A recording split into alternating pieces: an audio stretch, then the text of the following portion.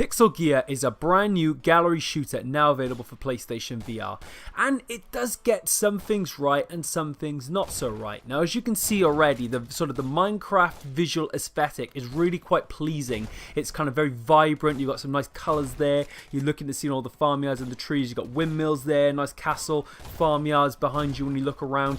There's also a variety of monsters which you can sort of see creeping up on the screen there.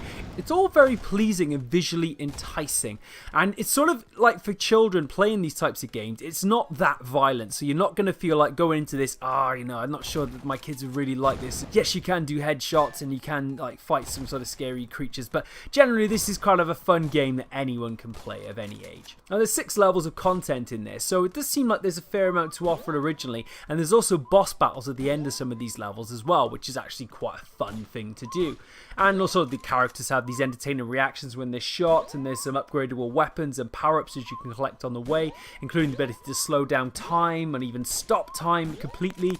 And as I say, you've got enemies, and then you've got witches, skeletons, bats, you've got undead knights, you've got all kinds of different enemies to try and check out and play as you go. And actually, the aiming in this is really, really good. It's surprisingly well honed, and it's actually very fluid, and arguably, as far as I'm concerned, is some of the best I have seen on any PlayStation VR title. And I have pretty much played the majority of the launch lineup. That's including London Heist, which is very similar.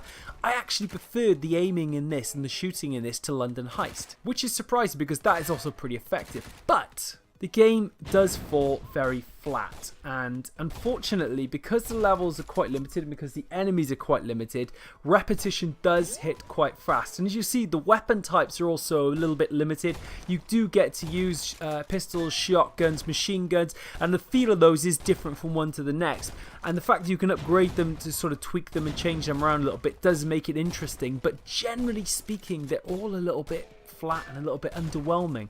And it's hard to shake this feeling that this is more of a concept art in progress than an actual full retail release, because it's all just sort of meshed together and it almost seems like it's been rushed out the door to kind of meet the rest of the PlayStation VR lineup.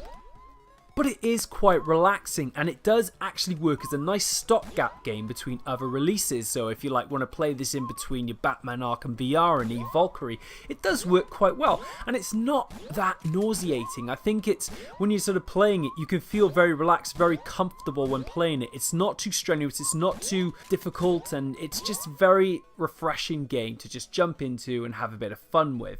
And as I said, the accuracy is some of the best I've seen so far. There's a genuine sense of controls that the game just seems to nail.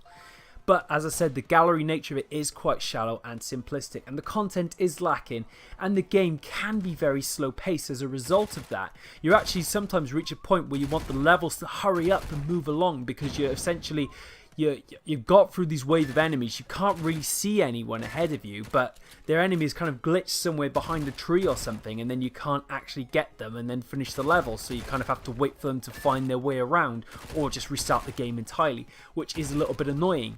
The good thing is that the enemy types do sometimes create a bit of variance, so that you do get sometimes some knights where they've got full armor on, so you have to shoot their helmet off to then get another headshot, or they use a shield to kind of deflect any blows. So that can be quite interesting and kind of make you think a bit outside the box and refresh some of your play.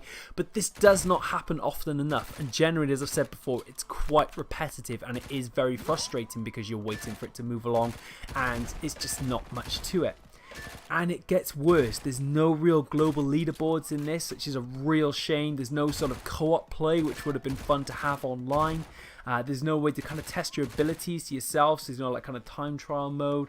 And as a result, you've just literally got this flat level to level experience, which is just, well, it's very tedious after a few minutes, and luckily an hour if you can make it that far. I mean, there is a lot of satisfaction in timing headshots and gaining combos, but unfortunately you can't even use 2 move controllers that have guns akimbo action, so there's that aspect to it as well, which is a little bit disappointing. And the price point is only okay. It's not really something I would suggest that you have to buy this. There are other games that are much more competitive at this price point, I would feel, and it's not unlikely to totally convince naysayers of the possibilities of first-person shooters working on VR either. However, developers should take note of what has worked well here in certain aspects of this game and take it for future games going forward to potentially learn from it and create something better. Thank you very much for watching. Don't forget to like, comment and subscribe. Let us know what your favourite VR games at the moment and what you've been playing. We'll see you next time.